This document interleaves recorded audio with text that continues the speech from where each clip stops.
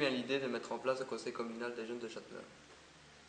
Alors, comme il y avait un conseil communal des enfants qui existait pour des enfants de 10 à 12 ans, que ça fonctionnait très très bien, la ville en était très contente aussi suite au projet qu'ils mettaient en place.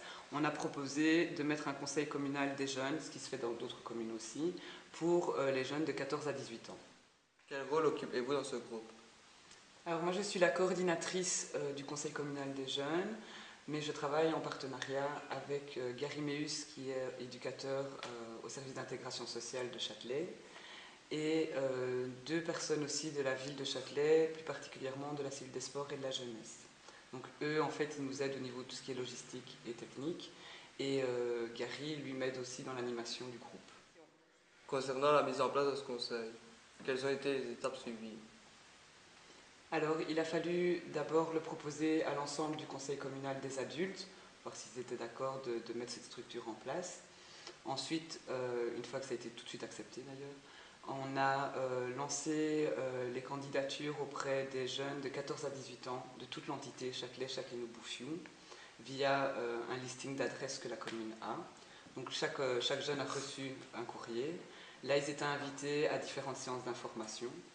Nous sommes aussi allés dans les écoles secondaires où on a présenté le projet. Et ensuite, chacun qui était intéressé pouvait remettre une candidature, et en fonction des motivations, on a sélectionné les jeunes. Comment gérez-vous l'organisation de vos projets? Alors, pour mettre en place un projet, il y a différents types de projets. Il y a d'abord les projets qui sont sur des courts termes, donc des petites actions ponctuelles, et puis il y a des projets sur du long terme.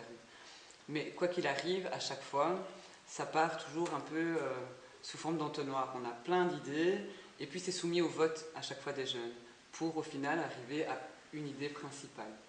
Une fois que ça s'est en place, eh bien, on détermine, mais toujours sous forme de vote, ce qu'on va faire, comment on va le mettre en place, est-ce que c'est quelque chose de ponctuel qu'on va faire, est-ce que c'est quelque chose d'ouvert à la population, est-ce que c'est avec d'autres jeunes, voilà. Ça, c'est la manière dont on organise en tout cas, c'est toujours sous système de débriefing et de vote de manière essentielle. Ensuite, on détermine un planning sur l'année, sur le mois, peu importe, mais on détermine un planning où on décide de chaque étape, et ça nous permet aussi de ne pas se dépasser et de se dire ah ben tiens voilà, pour telle date, telle démarche doit être finie. Quel genre de décision prenez-vous en réunion?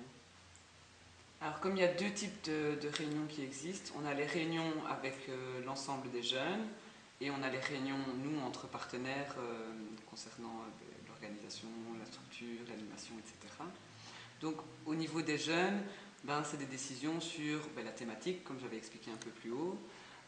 C'est aussi des décisions sur qui va intégrer le conseil communal des jeunes ou qui va en sortir aussi, puisqu'il faut savoir qu'il y a un règlement d'ordre intérieur, mais malgré tout, on soumet quand même les propositions à l'ensemble du conseil des jeunes.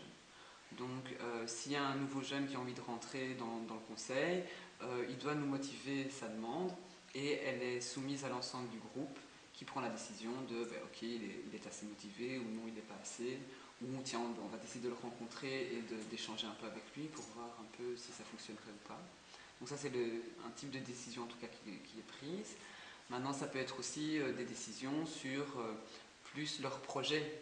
C'est eux vraiment qui mènent leur projet de A à Z, et donc les décisions, ce sont eux qui les prennent. Concernant les réunions entre partenaires, nous, on avalise ou pas, on valide ou pas en tout cas, ce que les jeunes ont demandé. Parce que nous, en termes de temps, on sait dire si c'est quelque chose de possible ou pas. On n'a pas envie non plus qu'ils tombent dans un mur, et donc qu'ils foncent dans un mur, pardon. Et donc, on est là aussi pour freiner et dire non, là, ça ne sera pas possible, là, ok, c'est possible, on y va. C'est aussi, on n'est pas les seuls décideurs, on peut décider à ce niveau-là. Maintenant, il y a des demandes d'autorisation aussi qui doivent être faites, et ça, c'est beaucoup plus haut. Donc, c'est à la commune, enfin, le bourgmestre, le conseil, comme on a les adultes, ça peut être la province, ça peut être la police, voilà. Tout dépend un peu de la demande qui est faite. Qui accorde vos propositions? Alors, tout dépend un peu du projet. Les propositions des jeunes, en tout cas, dans un premier temps, c'est eux qui prennent un peu les décisions et qui s'accordent ou non, en tout cas, de se lancer dans le projet.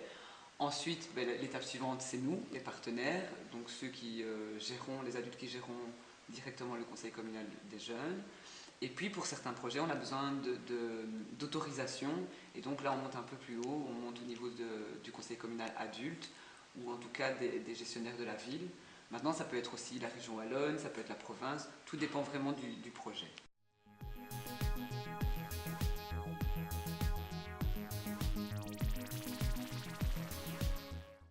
Bonjour, que faut-il faire pour devenir membre du CCJ? Si on a entre 14 et 18 ans et si on habite l'entité de Châtelet, on reçoit un appel à candidature pour lequel on remplit le formulaire avec ses coordonnées et ses motivations afin de faire la différence. Ensuite, on prête serment devant le conseil communal de Châtelet afin d'être officiellement membre du conseil communal des jeunes. D'après toi, quelles sont les qualités indispensables pour y participer? D'après moi, la solidarité, la motivation et l'ouverture d'esprit sont des qualités assez importantes au sein du Conseil, car elles permettent néanmoins de créer une certaine cohésion de groupe qui permettra par la suite de mettre en place certains projets ou autres. Voilà, merci à toi. Merci à toi. Vous défendez certains principes au travers de vos projets. Peux-tu nous en dire plus? Nous défendons des principes tels que la mixité, qu'elle soit sociale, culturelle ou de genre.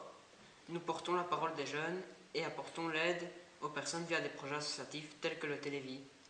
Que t'apporte ta contribution au sein de ce conseil? Je partage mes compétences comme les autres partagent les leurs. Ça nous permet d'en apprendre davantage. J'ai pu acquérir plus d'autonomie et de responsabilité. J'ai appris à travailler en équipe. Raconte-nous un de vos projets qui t'a particulièrement plu. C'est la soirée du Télévis. On a pu aider à notre façon en vendant les bonbons. De plus, en déclamant un slam, nous avons lancé l'ouverture du spectacle et avons proposé au public de faire un don. Pour terminer, as-tu un message à faire passer?